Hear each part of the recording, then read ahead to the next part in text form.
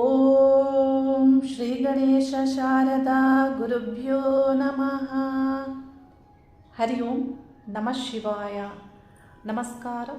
ನಾನು ಶ್ರೀಮತಿ ಸುಗುಣ, ಜ್ಯೋತಿಷ್ಯ ವಿದ್ವಾನ್ ಆಚಾರ್ಯ. ಪ್ರತಿಯೊಬ್ಬ ವ್ಯಕ್ತಿಯು ನಿತ್ಯ ಕಾರ್ಯಗಳಲ್ಲಿ ಜಯವನ್ನು, ಸಂತೋಷವನ್ನು, ಕಾರ್ಯಾನುಕೂಲಗಳನ್ನು ಪಡೆದುಕೊಳ್ಳುವುದು ಹೇಗೆ? ಗ್ರಹಗಳು ಆ ಗ್ರಹಗಳ ಬಲದಂತೆ ಫಲಾನುಫಲಗಳನ್ನು ನೀಡ್ತಾ ಇರ್ತಾರೆ. ನಮ್ಮ ಸೂಕ್ಷ್ಮವಾದಂತಹ ಮನಸ್ಸಿಗೆ ಇಂತೆಲ್ಲ ವಿಷಯಗಳು ಬರುವುದು ಕಷ್ಟ. ಒಂದಿಷ್ಟು ಸಮಯವನ್ನು ನೀಡಿ ನಮ್ಮ ಪ್ರಜ್ಞೆಯಿಂದ ನಾವು ನಮ್ಮ ಮೇಲೆ ನಾವು ಅನುಭವದಲ್ಲಿ ಅಧ್ಯಯನವನ್ನು ಮಾಡುತ್ತಾ, ಅಂದರೆ ಈ ದಿನ ಏನಾಗ್ಬೋದು, ಈ ನಕ್ಷತ್ರ ಇದ್ದಾಗ ಏನಾಗ್ಬೋದು, ಇಂಥ ಒಂದು ಮನಸ್ಥಿತಿಯಿಂದ ನಾವು ಯಾವುದನ್ನಾದರೂ ತಿಳಿಯಲು ಪ್ರಾರಂಭಿಸಿದರೆ ಖಂಡಿತವಾಗಿಯೂ ನಿಮಗೆ ಗ್ರಹಗಳು, ನಕ್ಷತ್ರಗಳು ಯಾವ ರೀತಿ ಫಲಗಳನ್ನು ನೀಡ್ತಾ ಇರುತ್ತವೆ, ದಿನನಿತ್ಯಲೂ ನಿಮ್ಮ ಕಾರ್ಯಗಳ ಮೇಲೆ ಯಾವ ರೀತಿ ಪ್ರಭಾವವನ್ನು ಮಾಡ್ತಾ ಇರ್ತವೆ ಅನ್ನೋದನ್ನು ನೀವು ತಿಳಿದುಕೊಳ್ಬೋದು. ಅದರ ಸಂಬಂಧಪಟ್ಟಂತೆ ನಾನು ತಿಳಿಸ್ತಾ ಇದ್ದೀನಿ. ಬಹಳಷ್ಟು ಸಂದರ್ಭಗಳಲ್ಲಿ ನನಗೆ ಕರೆಗಳು ಬರುತ್ತೆ. ನಾವು ಇವತ್ತು ಈ ಕೆಲಸಕ್ಕೆ ಹೋಗಿದ್ವಿ, ಕೆಲಸವೇ ಆಗಲಿಲ್ಲ. ನಮಗೆ ಈ ಎಕ್ಸಾಮ್ ಇದೆ, ಇವತ್ತು ಬಹಳ ಕಷ್ಟವಾಗಿತ್ತು. ನಾವು ಏನನ್ನೋ ನೋಡಬೇಕು ಅಂತ ಹೋಗ್ತಾ ಇದ್ದೀವಿ, ಇದು ಆಗಬಹುದಾ? ಹಾಸ್ಪಿಟಲ್ಗೆ ಹೋಗಬೇಕು ಅಂತ ಇದ್ದೀವಿ, ಇಲ್ಲಿ ನಮಗೇನಾದರೂ ಒಳ್ಳೆಯದಾಗ್ಬೋದಾ, ಸಮಸ್ಯೆ ಆಗ್ಬೋದಾ? ಈ ರೀತಿ ಅನೇಕ ರೀತಿಯ ಒಂದು ಪ್ರಶ್ನೆಗಳನ್ನು ನಾನು ಜನರಿಂದ ಕರೆಗಳನ್ನು ಸ್ವೀಕಾರ ಮಾಡ್ತಾ ಇರ್ತೀನಿ. ಅಂದರೆ ಕೆಲವರಿಗೆ ನಂಬಿಕೆ ಇರುತ್ತೆ, ಕೆಲವರು ಅವರು ಏನನ್ನೂ ಅದರ ಬಗ್ಗೆ ತಿಳಿಯದೆ ಪ್ರಯತ್ನ ಪಟ್ಟಾಗ ಕಾರ್ಯಾನುಕೂಲಗಳು ಆಗದೆ ಬಹಳ ನಿರಾಶೆಯಿಂದ, ದುಃಖದಿಂದ ಹೇಳಿಕೊಳ್ಳುವಂತಹ ಸಂದರ್ಭಗಳು ಇವೆ. ಗ್ರಹಗಳು ಮತ್ತು ನಕ್ಷತ್ರಗಳು ನಿಮ್ಮ ಮೇಲೆ ಯಾವ ರೀತಿ ಪ್ರಭಾವವನ್ನು ಮಾಡುತ್ತವೆ ಅನ್ನೋದನ್ನು ನೀವು ನಿಮ್ಮ ಜೀವನದಲ್ಲಿ ಸೂಕ್ಷ್ಮವಾಗಿ ಗಮನಿಸುತ್ತಾ ತಿಳಿದುಕೊಳ್ಳುತ್ತಾ ಹೋಗಬೇಕಾಗತ್ತೆ. ನಿಮ್ಮ ನಕ್ಷತ್ರ ಯಾವುದು, ಆ ನಕ್ಷತ್ರದ ಒಂದು ಆಧಾರಿತವಾಗಿ ನಕ್ಷತ್ರಗಳು ಯಾವ ರೀತಿ ಫಲವನ್ನು ನೀಡುತ್ತವೆ ನೋಡಿ. ಒಂದು ನಕ್ಷತ್ರವು ಒಂದು ದಿನ, ಅಂದರೆ ಈ ದಿನ ಯಾವ ನಕ್ಷತ್ರವಿತ್ತು, ಆ ನಕ್ಷತ್ರ ಯಾವ ಫಲವನ್ನು ನಿಮಗೆ ನೀಡುತ್ತೆ ಅನ್ನೋದನ್ನು ಮುಖ್ಯವಾಗಿ ನೀವು ತಿಳಿದುಕೊಳ್ಬೇಕಾಗತ್ತೆ. ನಿಮಗೆ ಒಳ್ಳೆಯ ಫಲವನ್ನು ನೀಡದೇ ಇರುವಂತಹ ನಕ್ಷತ್ರಗಳು ಆ ದಿನ ಇದ್ದಾಗ ಇದರ ಅರ್ಥ ಏನಂದರೆ, ಈ ನಕ್ಷತ್ರ ನನಗೆ ಫಲವನ್ನು ನೀಡೋದಿಲ್ಲ, ಹೆಚ್ಚಿನ ತಯಾರಿ ಆಗಬೇಕಾಗಿದೆ, ನಾನು ಯಾವುದೋ ಕೆಲಸಕ್ಕೆ ಹೋಗಬೇಕಾಗಿದೆ, ಅಲ್ಲಿ ಇವತ್ತು ಇರುವಂಥ ನಕ್ಷತ್ರ ನನಗೆ ಫಲವನ್ನು ನೀಡೋದಿಲ್ಲ ಅನ್ನುವುದಾದರೆ ನಿಮ್ಮ ತಯಾರಿ ಸರಿಯಾದ ರೀತಿಯಲ್ಲಿ ಆಗಬೇಕಾಗುತ್ತೆ. ಅಂದರೆ ಯಾವುದೇ ಕೊರತೆಗಳು ಆಗದಂತೆ ನಿಮ್ಮ ಪ್ರಯತ್ನದಲ್ಲಿ ನೀವು ಹೆಚ್ಚಿನ ಒಂದು ಪ್ರಯತ್ನವನ್ನು ಮಾಡಿದಾಗ ಆಗ ನೀವು ಸಕ್ಸಸ್ ಆಗುವಂತಹ ಸಾಧ್ಯತೆಗಳು ಇದೆ. ಕಷ್ಟವಾದರೂ, ಫಲ ಕಡಿಮೆಯಾದರೂ ಒಟ್ಟಿನಲ್ಲಿ ಪ್ರಯತ್ನವನ್ನು ಹೆಚ್ಚು ಮಾಡಿದಾಗ ಖಂಡಿತವಾಗಿಯೂ ಯಶಸ್ಸು ನಮ್ಮದಾಗುತ್ತೆ. ಯಾವುದೇ ಒಬ್ಬ ವ್ಯಕ್ತಿಯು ಒಂದು ಎಕ್ಸಾಮ್ಗೆ ಹೋಗ್ತಾರೆ, ಈ ದಿನ ನನಗೆ ಆಗದೇ ಇರುವಂತಹ ನಕ್ಷತ್ರ ಇದೆ, ಕಷ್ಟ ಆಗಬಹುದು, ಆದರೂ ತಯಾರಿಯನ್ನು ಹೆಚ್ಚಾಗಿ ಮಾಡಿಕೊಳ್ಳೋದ್ರಿಂದ ಒಂದಿಷ್ಟು ಕಡಿಮೆ ಆದರೂ, ಫಲ ಕಡಿಮೆ ಆದರೂ ಉತ್ತಮವಾದದನ್ನು ಪಡೆದುಕೊಳ್ಳಲು ಸಾಧ್ಯವಿದೆ. ಹಾಗಾಗಿ ನಾನು ನಕ್ಷತ್ರಗಳ ಬಗ್ಗೆ ಮಾತಾಡ್ತಾ ಇದ್ದೀನಿ. ಯಾವುದೇ ಒಂದು ಕೆಲಸ ಕಾರ್ಯಗಳಲ್ಲಿ ನೀವು ದಿನನಿತ್ಯಲೂ ನೀವು ತಿಳಿದುಕೊಂಡು ಮಾಡಬೇಕಾದಂತಹ ನಕ್ಷತ್ರಗಳ ಬಗ್ಗೆ ನಾನು ತಿಳಿಸ್ತಾ ಇದ್ದೇನೆ. ಮುಖ್ಯವಾದಂತಹ ಶುಭ ಕಾರ್ಯಗಳಿಗೆ, ಮುಖ್ಯವಾದಂತಹ ಕೆಲಸಗಳಿಗೆ ಈ ರೀತಿ ನೀವು ಮಾಡಬಾರ್ದು. ಏಕೆಂದರೆ ನಾವು ಯಾವುದೇ ಒಂದು ಮುಖ್ಯವಾದಂತಹ ಸಂಸ್ಕಾರಗಳಿಗೆ ಆಗ್ಬೋದು, ಮುಖ್ಯ ಕೆಲಸಗಳಿಗೆ ಆಗ್ಬೋದು, ನಕ್ಷತ್ರಗಳು ಅಲ್ಲದೆ ಬೇರೆ ಇನ್ನು ವಾರ ಆಗ್ಬೋದು, ಕರಣ, ತಿಥಿ, ಯೋಗ ಇವೆಲ್ಲವನ್ನು ಜ್ಯೋತಿಷಿಯ ಮೂಲಕವೇ ನೋಡಿ ನೀವು ಮುಹೂರ್ತಗಳನ್ನು ತೆಗೆದುಕೊಳ್ಬೇಕು. ನಾಮಕರಣ, ವಿವಾಹ, ಉಪನಯನ, ಇನ್ನು ಅನೇಕ ರೀತಿಯ ಒಂದು ಶುಭ ಕರ್ಮಗಳಿಗೆ ನೀವು ಈ ರೀತಿಯೇ ನೋಡಿ ನೀವು ಮುಹೂರ್ತವನ್ನು ತೆಗೆದುಕೊಳ್ಬೇಕಾಗತ್ತೆ. ನಿತ್ಯಲೂ ನೀವು ಮಾಡುವಂತಹ ಕೆಲಸ ಕಾರ್ಯಗಳ ಮೇಲೆ ನಿಮಗೆ ಈ ನಕ್ಷತ್ರಗಳ ಬಗ್ಗೆ ನಾನು ತಿಳಿಸೋದ್ರಿಂದ ಈ ರೀತಿ ನೀವು ಗಮನದಲ್ಲಿ ಇಟ್ಟುಕೊಂಡು ನಿಮ್ಮ ಕೆಲಸ ಕಾರ್ಯಗಳಲ್ಲಿ ಕಾರ್ಯಾನುಕೂಲಗಳನ್ನು ಮಾಡಿಕೊಳ್ಬಹುದು ಅನ್ನುವಂತಹ ಒಂದು ಆಲೋಚನೆಯಿಂದ ಈ ವಿಷಯಗಳನ್ನು ತಿಳಿಸ್ತಾ ಇದ್ದೀನಿ. ಉದಾಹರಣೆಯಾಗಿ ನಾನು ಅಶ್ವಿನಿ ನಕ್ಷತ್ರವನ್ನು ತೆಗೆದುಕೊಳ್ತಾ ಇದ್ದೀನಿ. ಅಂದರೆ 27 ನಕ್ಷತ್ರಗಳಲ್ಲಿ ನಾನು ಅಶ್ವಿನಿ ನಕ್ಷತ್ರವನ್ನೇ ಯಾಕೆ ತೆಗೆದುಕೊಳ್ತಾ ಇದ್ದೀನಿ ಅಂದರೆ ಮೊದಲನೆಯ ನಕ್ಷತ್ರವೂ ಅದೇ ಆಗಿದೆ. ನಿಮಗೆ ತಿಳಿದುಕೊಳ್ಳಲು ಅದು ಸುಲಭ ಆಗಬಹುದು. ಅಶ್ವಿನಿ ನಕ್ಷತ್ರವು ಮೇಷರಾಶಿಯಲ್ಲಿ ಬರುತ್ತೆ. ಮೇಷರಾಶಿ ಮೊದಲನೆಯ ನಕ್ಷತ್ರವಾಗಿದೆ. ಅಶ್ವಿನಿ ನಕ್ಷತ್ರದಲ್ಲಿ ಜನ್ಮ ಆದವರಿಗೆ ಅಶ್ವಿನಿ ನಕ್ಷತ್ರವು ಒಳ್ಳೆಯ ಫಲವನ್ನು ನೀಡುವುದಿಲ್ಲ. ಕೆಲಸ ಕಾರ್ಯಗಳಲ್ಲಿ ಕಾರ್ಯಾನುಕೂಲಗಳು ಆಗುವುದಿಲ್ಲ. ನೀವು ಬೇಕಿದ್ದರೆ ಅಶ್ವಿನಿ ನಕ್ಷತ್ರ ಕ್ಯಾಲೆಂಡರ್ ನೋಡಿ ಇದ್ದ ದಿನ ನಿಮ್ಮ ಕೆಲಸ ಕಾರ್ಯಗಳ ಮೇಲೆ ನೀವು ಗಮನವನ್ನು ಹರಿಸ್ಬೋದು. ಅದರಿಂದ ನೀವು ತಿಳಿಬೋದು ಏನು ಫಲಾನುಫಲಗಳು ನಿಮಗೆ ಸಿಗುತ್ತೆ. ಅಂದರೆ ಜನ್ಮತಾರೆಯ ದಿನ ಯಾವಾಗಲೂ ಶುಭ ಕರ್ಮಗಳಿಗೂ ಮುಹೂರ್ತಗಳನ್ನು ಜ್ಯೋತಿಷಿಗಳಾಗ್ಬೋದು, ಪುರೋಹಿತರಾಗ್ಬೋದು ನೀಡೋದಿಲ್ಲ. ಅಂದರೆ ನಮ್ಮ ಶಾಸ್ತ್ರೀಯವಾಗಿ ಅದನ್ನು ಆ ಜನ್ಮ ನಕ್ಷತ್ರಗಳಲ್ಲಿ ಮಾಡಬಾರ್ದು ಅನ್ನೋದನ್ನು ತಿಳಿಸಲಾಗಿದೆ.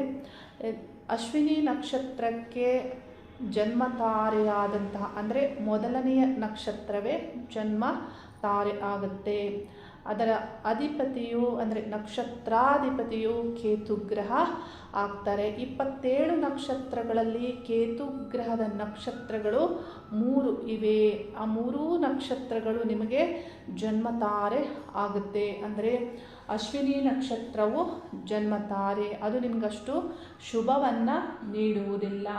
ಕೇತುವಿನ 2ನೇ ನಕ್ಷತ್ರವು ಇಲ್ಲಿ ಸಿಂಹರಾಶಿಯಲ್ಲಿ ಮಖಾ ನಕ್ಷತ್ರವು ಬರುತ್ತೆ. ಅದು ಅಷ್ಟು ಶುಭ ಫಲವನ್ನು ನಿಮಗೆ ನೀಡುವುದಿಲ್ಲ. ಮತ್ತು 3ನೆಯ ಕೇತುವಿನ ನಕ್ಷತ್ರವು ಮೂಲ ನಕ್ಷತ್ರ ಧನಸ್ಸು ರಾಶಿಯಲ್ಲಿ ಬರುತ್ತೆ. ಆ ನಕ್ಷತ್ರವು ಅಷ್ಟು ಒಳ್ಳೆಯ ಫಲವನ್ನು ನಿಮಗೆ ನೀಡೋದಿಲ್ಲ. ಅಂದರೆ ಈ ಅಶ್ವಿನಿ ನಕ್ಷತ್ರಕ್ಕೆ ಅಧಿಪತಿಯಾದಂತಹ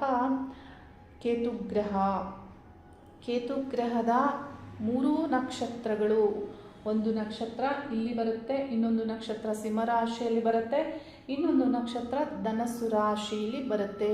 ಅಶ್ವಿನಿ ನಕ್ಷತ್ರ, ಮಖಾ ನಕ್ಷತ್ರ, ಮೂಲ ನಕ್ಷತ್ರ, ಈ 3 ನಕ್ಷತ್ರಗಳು ನಿಮಗೆ ಅಷ್ಟೊಂದು ಶುಭ ಫಲಗಳನ್ನು ನೀಡುವುದಿಲ್ಲ. ಯಾವುದೇ ಕಾರ್ಯಗಳಿಗೂ ಮುಹೂರ್ತಗಳನ್ನು ಈ ನಕ್ಷತ್ರದಲ್ಲಿ ನಿಮಗೆ ಕೊಡುವುದಿಲ್ಲ. ಇನ್ನು ಯಾವ ನಕ್ಷತ್ರವು ನಿಮಗೆ ಶುಭವನ್ನು ನೀಡುತ್ತೆ ನೋಡಿ, ಜನ್ಮತಾರೆ. ಈ ನಕ್ಷತ್ರಗಳು, ಈ 3 ನಕ್ಷತ್ರಗಳು ನಿಮಗೆ ಜನ್ಮತಾರೆ ಆಗುತ್ತೆ. ಮತ್ತು ಯಾವ ನಕ್ಷತ್ರಗಳು ಶುಭವನ್ನು ನೀಡುತ್ತೆ? ಅಶ್ವಿನಿ ನಕ್ಷತ್ರ ಆದ ನಂತರ ಇಲ್ಲಿ ಭರಣಿ ನಕ್ಷತ್ರವು ಬರೋದ್ರಿಂದ ಭರಣಿ ನಕ್ಷತ್ರವು ನಿಮಗೆ ಸಂಪತ್ತು ತಾರೆ ಆಗುತ್ತೆ. ಅಂದರೆ ಶುಭ ಫಲವನ್ನು ನೀಡುತ್ತೆ ನೋಡಿ. ಭರಣಿ ನಕ್ಷತ್ರವು ನಕ್ಷತ್ರಾಧಿಪತಿಯು ಶುಕ್ರಗ್ರಹನಿಗೆ 27 ನಕ್ಷತ್ರಗಳಲ್ಲಿ 3 ನಕ್ಷತ್ರಗಳಿವೆ. ಭರಣಿ ನಕ್ಷತ್ರವು ಇಲ್ಲಿ ಬರುತ್ತೆ. ಆ ನಕ್ಷತ್ರವು ನಿಮಗೆ ಸಂಪತ್ತಾರೆಯಾಗುತ್ತೆ. ಮತ್ತು 2ನೇ ನಕ್ಷತ್ರವು ಪುಬ್ಬಾ ನಕ್ಷತ್ರ ಬರುತ್ತೆ. ಶುಕ್ರನ ನಕ್ಷತ್ರ ಪುಬ್ಬಾ ನಕ್ಷತ್ರವು ನಿಮಗೆ ಸಂಪತ್ತಾರೆ ಆಗುತ್ತೆ. ಅದೇ ರೀತಿಯಾಗಿ ಪೂರ್ವಾಷಾಢ ನಕ್ಷತ್ರ, ಶುಕ್ರನ 3ನೇ ನಕ್ಷತ್ರವು ಇಲ್ಲಿ ಬರೋದ್ರಿಂದ ಪೂರ್ವಾಷಾಢ ನಕ್ಷತ್ರವು ನಿಮಗೆ ಸಂಪತ್ತಾರೆಯಾಗುತ್ತೆ. ಅಂದರೆ ಅಶ್ವಿನಿ ನಕ್ಷತ್ರದಲ್ಲಿ ಹುಟ್ಟಿದಂತಹ ನೀವು ಭರಣಿ ನಕ್ಷತ್ರ, ಪುಬ್ಬಾ ನಕ್ಷತ್ರ, ಪೂರ್ವಾಷಾಢ ನಕ್ಷತ್ರ, ಈ ನಕ್ಷತ್ರಗಳಲ್ಲಿ ನಿಮ್ಮೆಲ್ಲ ಕೆಲಸ ಕಾರ್ಯಗಳನ್ನು ಮಾಡಬಹುದು, ಶುಭವಾಗುತ್ತೆ. ಆ ದಿನ ನೀವು ಕ್ಯಾಲೆಂಡರ್ ನೋಡಿ, ಈ ನಕ್ಷತ್ರ ಭರಣಿ ನಕ್ಷತ್ರ, ಪುಬ್ಬ ನಕ್ಷತ್ರ, ಪೂರ್ವಾಷಾಢ ನಕ್ಷತ್ರ ಇದ್ದ ದಿನ ನಿಮ್ಮ ಕೆಲಸ ಕಾರ್ಯಗಳು ಬೇಗ ಆಗುತ್ತೆ, ಕಾರ್ಯಾನುಕೂಲಗಳಾಗುತ್ತೆ, ಒಂದು ರೀತಿ ಸಂತೋಷವಾಗಿ ಇರ್ತೀರಾ. ಈ ರೀತಿ ಫಲಗಳನ್ನು ಈ ನಕ್ಷತ್ರಗಳು ನೀಡುತ್ತವೆ. ಅಂದರೆ ಈ ಒಂದು ತಾರಾಬಲವನ್ನು ನೋಡುವಾಗ ನಾವು ಜನ್ಮತಾರೆ, ಸಂಪತ್ತಾರೆ, ವಿಪತ್ತಾರೆ, ಕ್ಷೇಮತಾರೆ, ಪ್ರತ್ಯುತ್ತಾರೆ, ಸಾಧನತಾರೆ, ವದತಾರೆ, ಮಿತ್ರತಾರೆ, ಪರಮ ಮಿತ್ರತಾರೆ. ಅಂದರೆ ಈ 9 ಹೆಸರಿನ ಈ ತಾರಾಬಲಗಳನ್ನು ನಾವು ಬೆಸ ಸಂಖ್ಯೆಯಲ್ಲಿ ಇರುವಂತಹ ತಾರಾಬಲವು ಅಶುಭವನ್ನು ನೀಡುತ್ತೆ ಮತ್ತು ಸಮ ಸಂಖ್ಯೆಯಲ್ಲಿ ಇರುವಂತಹ ತಾರಾಬಲದ ನಕ್ಷತ್ರಗಳು ಶುಭವನ್ನು ನೀಡುತ್ತೆ. ಹಾಗೆ ಪರಮ ಮಿತ್ರ ತಾರೆಯು 9ನೇ ಬೆಸ ಸಂಖ್ಯೆಯದ್ದಾಗಿದೆ. ಇದು ನಿಮಗೆ ಶುಭ ಮತ್ತು ಅಶುಭ 2 ರೀತಿಯ ಫಲಗಳನ್ನು ನೀಡುತ್ತೆ ಅನ್ನೋದನ್ನು ನಾವು ತಿಳಿಬಹುದು. ಹೆಚ್ಚಿನ ಸಂದರ್ಭಗಳಲ್ಲಿ ಶುಭವನ್ನೇ ನೀಡುವುದನ್ನು ನಾವು ನೋಡ್ಬೋದು. ಈ ರೀತಿ ಫಲಗಳನ್ನು ನೀಡುತ್ತೆ. ಅದೇ ರೀತಿ ಆನಂತರದಲ್ಲಿ ಬರುವಂತಹ ಭರಣಿ ನಕ್ಷತ್ರದ ನಂತರದಲ್ಲಿ ಬರುವಂತಹ ಕೃತಿಕಾ ನಕ್ಷತ್ರ. ಕೃತಿಕಾ ನಕ್ಷತ್ರವು ಸೂರ್ಯನ ನಕ್ಷತ್ರವಾಗಿದೆ. ಅಂದರೆ ಸೂರ್ಯ ಅಧಿಪತಿ ಆಗ್ತಾರೆ. ನೋಡಿ, ಭರಣಿ ನಕ್ಷತ್ರಕ್ಕೆ ಈ ಅಶ್ವಿನಿ ನಕ್ಷತ್ರದ ನಕ್ಷತ್ರಾಧಿಪತಿಯು ಕೇತುಗ್ರಹ ಆಗಿ ನಿಮಗೆ ಅನುಕೂಲ ಮಾಡಿಕೊಡುವಂತಹ ಭರಣಿ ನಕ್ಷತ್ರ, ಪುಬ್ಬ ನಕ್ಷತ್ರ, ಪೂರ್ವ ಫಾಲ್ಗುಣಿ ನಕ್ಷತ್ರದ ನಕ್ಷತ್ರಾಧಿಪತಿಯು ಶುಕ್ರ ಮಿತ್ರಗ್ರಹ ಆಗ್ತಾರೆ. ಆದರೆ ಈಗ ಇಲ್ಲಿ ಕೃತಿಕಾ ನಕ್ಷತ್ರ 3ನೇ ನಕ್ಷತ್ರ, ಅದು ನಿಮಗೆ ಅಶುಭ ಫಲವನ್ನು ನೀಡುತ್ತದೆ. ಕೇತು ಗ್ರಹಕ್ಕೆ ಸೂರ್ಯರು ಮಿತ್ರರಲ್ಲ. ರಾಹುಕೇತುಗಳು ಸೂರ್ಯರನ್ನು ನೋಡಬಹುದು, ಗ್ರಹಣವನ್ನು ಮಾಡ್ತಾರೆ ಅನ್ನೋದು. ಅಂದರೆ ಈ ಕೃತಿಕಾ ನಕ್ಷತ್ರವು ನಿಮಗೆ ಅಶ್ವಿನಿ ನಕ್ಷತ್ರದವರಿಗೆ ಶುಭವನ್ನು ನೀಡೋದಿಲ್ಲ. ಕೃತಿಕಾ ನಕ್ಷತ್ರವು ಇಲ್ಲಿ ಬರೋದ್ರಿಂದ ಮತ್ತು 2ನೇ ನಕ್ಷತ್ರವು ಸೂರ್ಯನಿಗೆ ಉತ್ತರ ನಕ್ಷತ್ರ ಆಗುತ್ತೆ. ಅದೇ ರೀತಿ ಉತ್ತರಾಷಾಢ ನಕ್ಷತ್ರವು ಧನಸ್ಸು ರಾಶಿಯಲ್ಲಿ ಬರುತ್ತೆ ಮತ್ತು ಮಕರ ರಾಶಿಯಲ್ಲಿ ಇನ್ನು ಬೇರೆ ಪಾದಗಳು ಬರೋದ್ರಿಂದ ಈ 2 ರಾಶಿಯಲ್ಲಿಯೂ ಉತ್ತರಾಷಾಢ ನಕ್ಷತ್ರವು ಬರೋದ್ರಿಂದ ಈ 3 ನಕ್ಷತ್ರಗಳು ಕೃತಿಕಾ ನಕ್ಷತ್ರ, ಉತ್ತರ ನಕ್ಷತ್ರ, ಉತ್ತರಾಷಾಢ ನಕ್ಷತ್ರ ಇವುಗಳು ನಿಮಗೆ ಅಶುಭ ಫಲವನ್ನು ನೀಡುತ್ತವೆ. ಅಂದರೆ ನಾವು ಈ ತಾರಾಬಲದಲ್ಲಿ ವಿಪತ್ತಾರೆ ಅಂತ ತಿಳಿಬಹುದು. ಅಂದರೆ ಒಳ್ಳೆಯ ಫಲಗಳನ್ನು ನೀಡುವುದಿಲ್ಲ. ನೀವು ಆ ದಿನ ನಿಮ್ಮ ಕೆಲಸ ಕಾರ್ಯಗಳನ್ನು ನೀವು ಮಾಡುವಾಗ ನೋಡಿ, ಒಂದು ಅಡುಗೆ ಮನೆಯಲ್ಲೇ ಆಗ್ಬೋದು, ನಿತ್ಯ ಬರವಣಿಗೆಗಳು ಏನೇ ಆಗ್ಬೋದು, ಏನೇ ಕೆಲಸ ಕಾರ್ಯಗಳಾಗ್ಬೋದು, ಮನೆ ಕೆಲಸವೇ ಆಗ್ಬೋದು, ಒಂದು ರೀತಿಯ ಕೆಲಸಗಳು ಹೆಚ್ಚು ಬೇಗ ಆಗುವುದಿಲ್ಲ, ಕಷ್ಟವಾಗುತ್ತೆ. ಮನಸ್ಸು ಒಂದು ರೀತಿಯ ಅಸಮತೋಲನ, ಅಶಾಂತಿಯಿಂದ ಇರುವಂತಹ ಹೆಚ್ಚಿನ ಸಾಧ್ಯತೆಗಳು ಇರುತ್ತೆ. ಮತ್ತು 4ನೇ ಒಂದು ಕ್ಷೇಮತಾರೆ. ಕ್ಷೇಮತಾರ ನಕ್ಷತ್ರಗಳು ಅಶ್ವಿನಿ ನಕ್ಷತ್ರಕ್ಕೆ ಕ್ಷೇಮತಾರೆಯು ರೋಹಿಣಿ ನಕ್ಷತ್ರವಾಗುತ್ತೆ ಮತ್ತು ಹಸ್ತ ನಕ್ಷತ್ರವಾಗುತ್ತೆ ಮತ್ತು ಶ್ರವಣ ನಕ್ಷತ್ರ. ರೋಹಿಣಿ ನಕ್ಷತ್ರವು ವೃಷಭ ರಾಶಿಯಲ್ಲಿ ಬರುತ್ತೆ, ಹಸ್ತ ನಕ್ಷತ್ರವು ಕನ್ಯಾ ರಾಶಿಯಲ್ಲಿ ಬರುತ್ತೆ ಮತ್ತು ಶ್ರವಣ ನಕ್ಷತ್ರವು ಈ 10ನೇ ಸ್ಥಾನವಾದಂತಹ ಮಕರ ರಾಶಿಯಲ್ಲಿ ಬರುತ್ತೆ. ಈ ನಕ್ಷತ್ರಗಳು ಕ್ಷೇಮತಾರೆ. ಈ ಕ್ಷೇಮತಾರೆಯನ್ನು ಹೆಚ್ಚಾಗಿ ಯಾಕೆ ಉಪಯೋಗಿಸ್ತಾರೆ ಅಂದರೆ ನೋಡಿ, ಯಾವುದೇ ಒಂದು ಅನಾರೋಗ್ಯದಿಂದ ಏನಾದರೂ ಆಯುಷ್ಯ ಹೋಮ ಆಗ್ಬೋದು, ಮೃತ್ಯುಂಜಯ ಹೋಮ ಆಗ್ಬೋದು, ಈ ರೀತಿ ಹೋಮಗಳನ್ನು ಮಾಡುವಾಗ ಕ್ಷೇಮತಾರೆಯಲ್ಲಿ ಹೆಚ್ಚು ಮಾಡೋದ್ರಿಂದ ಕ್ಷೇಮ ಅನ್ನುವಂತಹ ಫಲವನ್ನು ಅವರು ಪಡೆದುಕೊಳ್ತಾರೆ. ಮತ್ತು ಈ ನಕ್ಷತ್ರವು ಸಾಮಾನ್ಯವಾಗಿ ಒಳ್ಳೆಯ ಫಲಗಳನ್ನು ನೀಡುತ್ತೆ. ಅಶ್ವಿನಿ ನಕ್ಷತ್ರದವರಿಗೆ ರೋಹಿಣಿ ನಕ್ಷತ್ರ ಮತ್ತು ಹಸ್ತ ನಕ್ಷತ್ರ, ಶ್ರವಣ ನಕ್ಷತ್ರಗಳು ಒಳ್ಳೆಯ ಫಲವನ್ನು ನೀಡುತ್ತೆ. ಮತ್ತು 5ನೇ ತಾರಾಬಲವಾದಂತಹ ಪ್ರತ್ಯುತ್ತಾರ, ಇದು ಈ ತಾರಾಬಲವು ಅಶುಭವನ್ನು ನೀಡುತ್ತೆ. ಅದು ಬೆಸ ಸಂಖ್ಯೆಯೂ ಆಗಿದೆ. ಮೃಗಶಿರ ನಕ್ಷತ್ರ, ಚಿತ್ತಾ ನಕ್ಷತ್ರ, ಧನಿಷ್ಠಾ ನಕ್ಷತ್ರ. ನೋಡಿ, ಕೇತು ಗ್ರಹಕ್ಕೆ ಈ ಮೃಗಶಿರ ನಕ್ಷತ್ರ, ಚಿತ್ತಾ ನಕ್ಷತ್ರ, ಧನಿಷ್ಠಾ ನಕ್ಷತ್ರಾಧಿಪತಿಯು ಕುಜಗ್ರಹನು ಮಿತ್ರರಲ್ಲ. ಈ 3 ನಕ್ಷತ್ರಗಳು ಅಶುಭವನ್ನು ನೀಡುತ್ತೆ.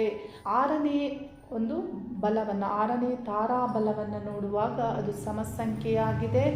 6ನೇ ನಕ್ಷತ್ರಗಳು ನಿಮಗೆ ಹೆಚ್ಚಿನ ಶುಭ ಫಲವನ್ನು ನೀಡುತ್ತೆ. ಸಾಧನ ತಾರೆ ಅಂದರೆ ಈ ನಕ್ಷತ್ರಗಳು ಆರಿದ್ರ ನಕ್ಷತ್ರ, ಸ್ವಾತಿ ನಕ್ಷತ್ರ, ಶತಾಭಿಷ ನಕ್ಷತ್ರ. ಈ ನಕ್ಷತ್ರಗಳು ಅಶ್ವಿನಿ ನಕ್ಷತ್ರದವರಿಗೆ ಸಾಧನ ತಾರಾ ಫಲವನ್ನು ನೀಡುತ್ತವೆ. ಅಂದರೆ ಆ ದಿನ ನಿಮಗೆ ಒಳ್ಳೆಯ ಫಲಗಳನ್ನು ನೀವು ಹೆಚ್ಚು ನೋಡ್ಬೋದು. ಸಾಧನ ತಾರಾ ನಕ್ಷತ್ರಗಳು ವಿದ್ಯೆಗಾಗ್ಬೋದು, ನೀವು ಯಾವುದೇ ಒಂದು ಅಚೀವ್ ಮಾಡುವಂತಹ ಒಂದು ಗುರಿಯನ್ನು ಹೊಂದಿದಾಗ ಈ ನಕ್ಷತ್ರಗಳಲ್ಲಿ ನೀವು ಏನೇ ಒಂದು ಪ್ರಾರಂಭಿಸಿದರೂ ನಿಮಗೆ ಒಳ್ಳೆಯ ಫಲವನ್ನು ನೀವು ಪಡೆದುಕೊಳ್ತೀರಾ. ಆರಿದ್ರ ನಕ್ಷತ್ರವು ನೋಡಿ ಇಲ್ಲಿ ಬರೋದ್ರಿಂದ ಮತ್ತು ಸ್ವಾತಿ ನಕ್ಷತ್ರವು ಇಲ್ಲಿ ಬರುತ್ತೆ ಮತ್ತು ಶತಾಭಿಷ ನಕ್ಷತ್ರವು ಕುಂಭ ರಾಶಿಯಲ್ಲಿ ಬರುತ್ತೆ. ಸ್ವಾತಿ ನಕ್ಷತ್ರ ತುಲಾ ರಾಶಿಯಲ್ಲಿ, ಆರಿದ್ರ ನಕ್ಷತ್ರ ಮಿಥುನ ರಾಶಿಯಲ್ಲಿ. ಈ ನಕ್ಷತ್ರಗಳು ರಾಹುವಿನ ನಕ್ಷತ್ರವಾಗಿದ್ದು, ರಾಹು ಮತ್ತು ಕೇತು ಒಂದೇ ದೇಹದ ಬೇರೆ ಬೇರೆ ಆದಂತಹ ಒಂದು ಛಾಯಾಗ್ರಹಗಳಾಗಿವೆ. ಈ ನಕ್ಷತ್ರಗಳು ಒಳ್ಳೆಯ ಫಲವನ್ನು ನೀಡುತ್ತದೆ. ಆನಂತರದಲ್ಲಿ ಬರುವಂತಹ ವದತಾರೆ ಅಂದರೆ 7ನೇ ತಾರಾಬಲವನ್ನು ನಾವು ನೋಡ್ಬೋದು. 7ನೇ ತಾರಾಬಲವಾದಂತಹ ಪುನರ್ವಸು ನಕ್ಷತ್ರ ನೋಡಿ, ಕೇತು ಗ್ರಹಕ್ಕೆ ಪುನರ್ವಸು ನಕ್ಷತ್ರಾಧಿಪತಿಯಾದಂತಹ ಗುರುಗ್ರಹವು ಏನು ಹೆಚ್ಚು ಮಿತ್ರರಲ್ಲ, ಬೇರೆ ಬೇರೆ ಗ್ರೂಪಲ್ಲಿ ಇರುವುದನ್ನು ನಾವು ನೋಡ್ಬೋದು. ವಿರುದ್ಧ ಗ್ರೂಪಲ್ಲಿ ಇರುವಂತಹ ಗುರುಗ್ರಹದ ನಕ್ಷತ್ರವಾದಂತಹ ಪುನರ್ವಸು ನಕ್ಷತ್ರ ಮತ್ತು 2ನೆಯ ನಕ್ಷತ್ರ ವಿಶಾಖ ಮತ್ತು ಪೂರ್ವಭಾದ್ರ ನಕ್ಷತ್ರ, ಈ 3 ನಕ್ಷತ್ರಗಳು ಗುರುವಿನ ನಕ್ಷತ್ರವಾಗುತ್ತೆ. ಈ ನಕ್ಷತ್ರಗಳನ್ನು ವದತಾರ ನಕ್ಷತ್ರಗಳು, ಇದು ಅಶುಭ ಫಲವನ್ನು ನೀಡುತ್ತದೆ. ಇದು ಬೆಸ ಸಂಖ್ಯೆಯಲ್ಲಿ 7ನೇ ಸಂಖ್ಯೆಯಲ್ಲಿ ಬರುವಂತಹ ನಕ್ಷತ್ರಗಳು ಆಗಿವೆ. ಈ ನಕ್ಷತ್ರಗಳಲ್ಲಿ ನೀವು ನಿಮ್ಮನ್ನು ನೀವು ತಿಳಿದುಕೊಳ್ಳಿ, ಏನು ಫಲಗಳನ್ನು ಪಡೆದುಕೊಳ್ತೀರಾ, ಆ ದಿನ ಹೇಗಿರುತ್ತೆ ಅಂತ. ಆ ನಂತರದಲ್ಲಿ ಬರುವಂತಹ 8ನೇ ತಾರಾಬಲವಾದಂತಹ ಮಿತ್ರ ತಾರಾಬಲದಲ್ಲಿ ಬರುವಂತಹ ನಕ್ಷತ್ರಗಳು ಶುಭವನ್ನು ನೀಡುತ್ತವೆ. ಅಂದರೆ ಅಶ್ವಿನಿ ನಕ್ಷತ್ರಕ್ಕೆ ಮಿತ್ರತಾರೆ ಆದಂತಹ ಶನಿಗ್ರಹದ ನಕ್ಷತ್ರಗಳು ಪುಷ್ಯ ನಕ್ಷತ್ರ, ಅನುರಾಧ ನಕ್ಷತ್ರ, ಉತ್ತರಾಭಾದ್ರ ನಕ್ಷತ್ರ.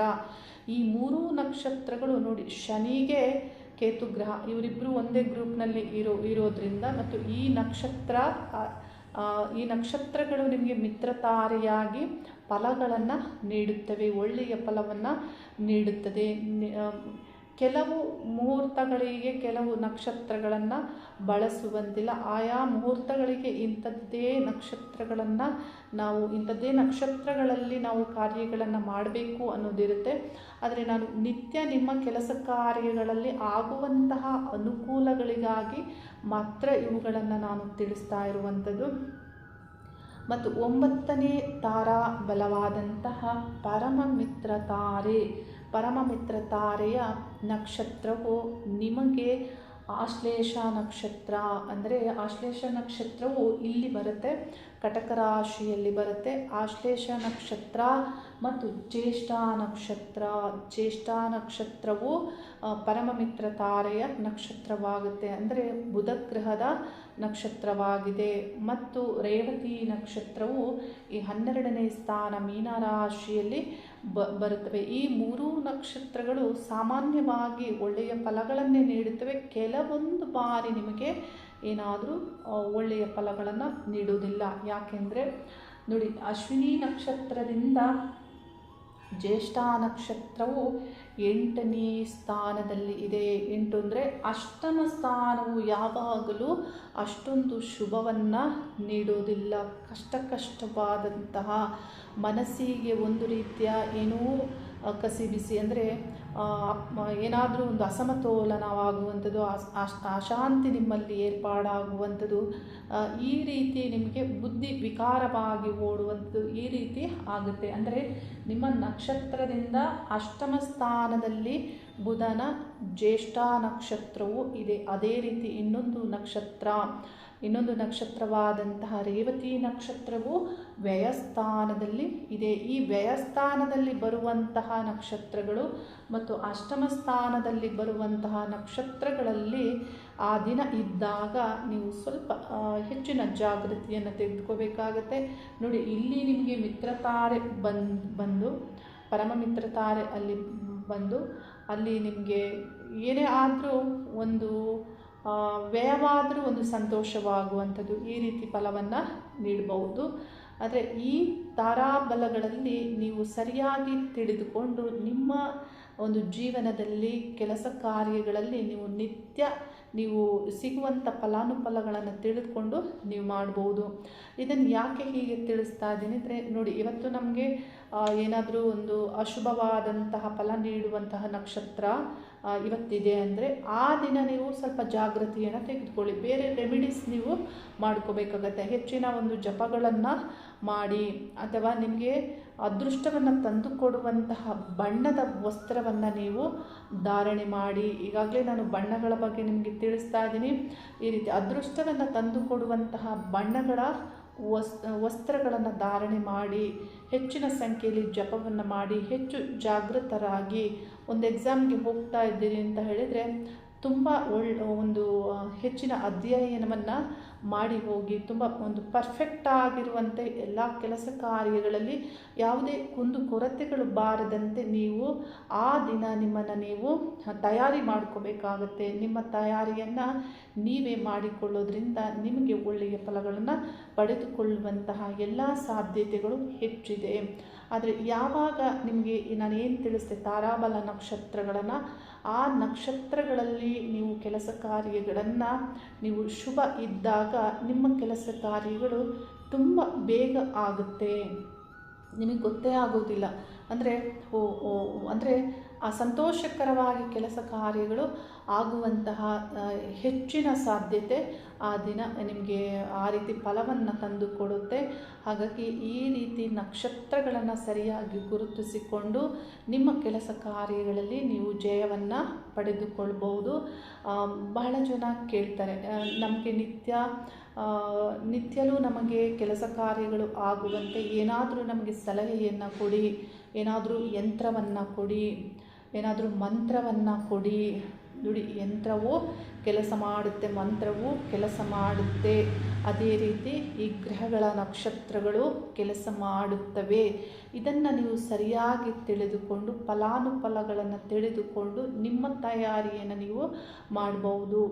ಬಹಳ ಸಂದರ್ಭದಲ್ಲಿ ವ್ಯಾಪಾರ ವ್ಯವಹಾರ ಇಂಥದ್ರಲ್ಲಿ ಇರುವವರು ನನ್ನ ಬಳಿ ಕೇಳ್ತಾರೆ, ನಮಗೆ ಅಭಿವೃದ್ಧಿ ಆಗುವಂತಹ ಯಂತ್ರವನ್ನು ನೀಡಿ, ನಮಗೆ ಇದರಿಂದ ಹೆಚ್ಚು ಅಭಿವೃದ್ಧಿ ಆಗಬೇಕು. ಒಂದು ಬ್ಯೂಟಿಷಿಯನ್ ಆಗ್ಬೋದು, ಅಥವಾ ಒಂದು ಅಂಗಡಿ ಇಟ್ಕೊಂಡವರಾಗ್ಬೋದು, ಯಾವುದೇ ಒಂದು ವ್ಯಾಪಾರ ಮಾಡುವವರಾಗ್ಬೋದು. ಇಂಥವರು ನನ್ನ ಬಳಿ ಬಂದು ಈ ಯಂತ್ರಗಳನ್ನು ಮಾಡಿಸ್ಕೊಂಡು ಹೋಗ್ತಾ ಇರ್ತಾರೆ. ಧನಾಭಿವೃದ್ಧಿ ಯಂತ್ರ, ಇಂಥ ಯಂತ್ರಗಳು. ನೋಡಿ, ಅದರ ಜೊತೆಗೆ ಇಂಥ ಒಂದು ನಕ್ಷತ್ರಗಳು ನಿಮಗೆ ಅನೇಕ ರೀತಿಯ ಸಹಕಾರಿಯನ್ನು ಮಾಡುತ್ತವೆ. ಹೆಚ್ಚು ನಿಮಗೆ ಅಶುಭ ನಕ್ಷತ್ರಗಳು ಇದ್ದಾಗ, ಶುಭ ನಕ್ಷತ್ರಗಳಲ್ಲಿ ಚಂದ್ರನು ಸಂಚಾರ ಆಗುವಾಗ, ನೋಡಿ, ಇದೆಲ್ಲವನ್ನು ಚಂದ್ರನ ಒಂದು ಆಧಾರಿತವಾಗಿ ನಾವು ತಿಳಿಸ್ತಾ ಇರುವಂಥದ್ದು. ಚಂದ್ರನು ಒಂದೊಂದು ದಿನ ಒಂದೊಂದು ನಕ್ಷತ್ರಕ್ಕೆ ಸಂಚರಿಸ್ತಾರೆ. ಆ ಚಂದ್ರನ ಆಧಾರಿತವಾಗಿ ಫಲಗಳನ್ನು ನಾನು ತಿಳಿಸ್ತಾ ಇರುವಂಥದ್ದು. ಈ ರೀತಿ ಫಲಗಳನ್ನು ಚಂದ್ರಗ್ರಹದಿಂದ ಪ್ರತಿಯೊಬ್ಬರು ಪಡೆದುಕೊಳ್ತಾರೆ. ಪ್ರತಿಯೊಬ್ಬರ ಮನಸ್ಸಿನ ಮೇಲೆಯೂ ಚಂದ್ರನ ಪ್ರಭಾವವು ಇದ್ದೇ ಇರುತ್ತೆ. ಈ ಒಂದು ಬ್ರಹ್ಮಾಂಡದ ಮೇಲೆ, ಜಗತ್ತಿನ ಮೇಲೆ ಚಂದ್ರನ ಪ್ರಭಾವವಿದೆ. ಚಂದ್ರ ಯಾವ ಸ್ಥಾನಗಳಲ್ಲಿ ಸಂಚರಿಸ್ತಾರೆ ಅದರಂತೆ ಫಲಗಳನ್ನು ಪಡೆದುಕೊಳ್ತಾರೆ. ಇದನ್ನು ನೋಡಿ, ನಕ್ಷತ್ರದಿಂದ ನಕ್ಷತ್ರಕ್ಕೆ, ಗ್ರಹಗಳಿಂದ ಗ್ರಹಗಳಿಗೆ ಈ ರೀತಿ ಭೇದೆ ಬರುವುದು ಅಂತ ಹೇಳ್ತೀವಿ. ಅಂದರೆ ಕೆಲವು ನಕ್ಷತ್ರಗಳಲ್ಲಿ ಗ್ರಹಗಳು ಸಂಚರಿಸುವಾಗ ಒಂದು ರೀತಿಯ ಕಷ್ಟವಾಗುತ್ತೆ. ಅದಕ್ಕಾಗಿ ನೋಡಿ, ತಿಳಿದವರು ಮುಹೂರ್ತವನ್ನು ನೀಡುವಾಗ ಈ ಗ್ರಹ ಇಲ್ಲಿಗೆ ಸಂಚಾರ ಆಗಲಿ, ಆಮೇಲೆ ನಾವು ಮುಹೂರ್ತವನ್ನು ಕೊಡ್ತೇವೆ ಅಂತ ಹೇಳ್ತಾರೆ. ಅಂದರೆ ಈ ಗ್ರಹ ಇಲ್ಲಿಂದ ಸಂಚಾರ ಆದಮೇಲೆ ಈ ವಿಷಯವನ್ನು ನಾವು ಮಾತಾಡ್ತೇವೆ ಅಂತ ಹೇಳ್ತಾರೆ. ಅಂದರೆ ಈ ರೀತಿ ಗ್ರಹಗಳು ಫಲವನ್ನು ನೀಡ್ತಾ ಇರ್ತವೆ. ಆದರೆ ಸಾಮಾನ್ಯವಾದ ಒಂದು ಜನರಿಗೆ ಇವುಗಳನ್ನು ಬಳಕೆ ಮಾಡುವ ರೀತಿಯಲ್ಲಿ ಗೊತ್ತಿರೋದಿಲ್ಲ. ನನ್ನ ಬಳಿ ಬಂದಂತಹ ಜ್ಯೋತಿಷ್ಯ ಶಾಸ್ತ್ರವನ್ನು ಕೇಳಿದಂತಹ ಕಂಪ್ಲೀಟ್ ಒಂದು ಪ್ರಿಡಿಕ್ಷನ್ ಯಾರು ತಗೊಂಡಿರ್ತೀರ ಅಂಥವರಿಗೆ ನೋಡಿ ಇವೆಲ್ಲವನ್ನು ನಾನು ಡೀಟೇಲ್ ಕೊಟ್ಟಿರ್ತೇನೆ. ಇದನ್ನು ನೀವು ಫಾಲೋ ಮಾಡ್ಬೋದು. ಆದರೆ ಒಂದೇ ಕನ್ಸಲ್ಟೇಷನ್ಗೆ ಒಂದು ಅರ್ಧ ಗಂಟೆಯಲ್ಲಿ ಬಂದು ನನ್ನ ಹತ್ರ ನೀವು ತೆಗೆದುಕೊಂಡು ಹೋಗಿದರೆ ಇಂಥೆಲ್ಲ ವಿಷಯಗಳನ್ನು ನಾನು ತಿಳಿಸೋದಕ್ಕೆ ನಿಮಗೆ ಸಾಧ್ಯವಾಗೋದಿಲ್ಲ. ಇನ್ಯಾರಾದರೂ ಹೊಸಬರು ಈ ವಿಡಿಯೋವನ್ನು ನೋಡಿದರೆ ನಿಮಗೆ ತಿಳಿದುಕೊಳ್ಬೇಕು ಅನ್ನುವಂತಹ ಆಸಕ್ತಿ ನಿಮ್ಮಲ್ಲಿ ಇದ್ದರೆ ನೀವು ಖಂಡಿತ ನನಗೆ ಕಮೆಂಟ್ ಮಾಡಿದರೆ ಅದರಲ್ಲಿ 1, 2, 3 ಕಮೆಂಟ್ಗಳು ಬಂದರೆ ಖಂಡಿತ ಆ ನಕ್ಷತ್ರಕ್ಕೆ ಸಂಬಂಧಪಟ್ಟಂತಹ ವಿಡಿಯೋವನ್ನು ನಾನು ಮತ್ತೆ ಶೇರ್ ಮಾಡ್ತೇನೆ, ನಿಮಗೆ ನನ್ನ ಯೂಟ್ಯೂಬಲ್ಲಿ ಹಾಕ್ತೇನೆ. ಆದರೆ ನನಗೆ ವಾಟ್ಸಪ್ ಎಲ್ಲ ಹೆಚ್ಚು ಮಾಡಬೇಡಿ. ನೋಡಿ, ನೀವು ವಿಡಿಯೋದಲ್ಲೇ ನನಗೆ ಏನಾದರೂ ಕ್ವಶನ್ ಇದ್ದರೆ ಅಲ್ಲಿ ಕೇಳಿ. ವಾಟ್ಸಪ್ ನನಗೆ ತುಂಬ ಬರೋದರಿಂದ ನನಗೆ ನೋಡಲಿಕ್ಕೆ ಸಾಧ್ಯವೇ ಆಗೋದಿಲ್ಲ. ಹಾಗಾಗಿ ಅಲ್ಲಿಯೂ ಮಾಡಿ ಇಲ್ಲಿಯೂ ಮಾಡಿ ಎಲ್ಲ ಕಡೆಯೂ ಮಾಡೋದ್ರಿಂದ ಅದೊಂದು ರೀತಿಯ ಸಮಸ್ಯೆ ಆಗುತ್ತೆ. ಆನ್ಸರ್ ಮಾಡಿಲ್ಲ ಅಂದರೆ ಭಾಳ ಜನ ನನಗೆ ಹಾಯ್ ನಮಸ್ತೆ ಈ ರೀತಿ ಕಳಿಸ್ಬಿಟ್ಟು ನಾನು ಹಿಂಗೆ ಕಳಿಸಿದ್ದೆ ನೀವು ನೋಡಿಲ್ಲ ಹಾಗೆ ಹೀಗೆ ಅಂತ ನನಗೆ ಕೇಳ್ತಾರೆ. ಅನ್ವಾಂಟೆಡ್ ಮೆಸೇಜಸ್ ಎಲ್ಲ ನನಗೆ ಕಳಿಸ್ಬೇಡಿ.